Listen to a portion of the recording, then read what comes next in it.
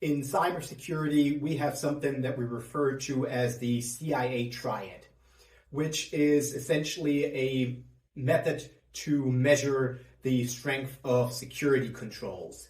And it stands for confidentiality, integrity, and availability.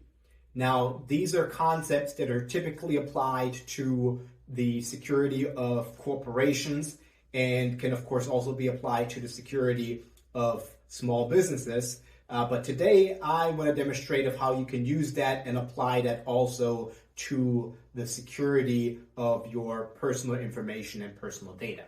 The first component of the triad, confidentiality, is all about protecting access to your data.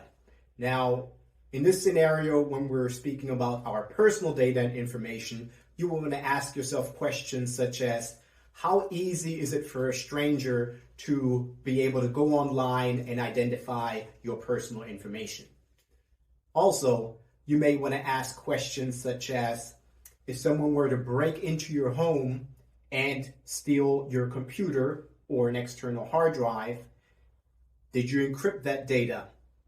How easy is it for them to access that information? The second component of the triad, integrity, is all about making sure that your records, your information, and your data cannot be altered or changed. So a few interesting questions that you could ask and apply this to this triad are things such as, how easy or difficult is it for someone to potentially steal your social security number and steal your identity? Do you have any identity protection service or identity monitoring service in place? Another interesting question would be, if someone were to break into your home, how easy or difficult would it be for them to potentially transfer illegal files onto your computer? The last component of the triad, availability, is literally as it sounds. How available is your data and information at any given time?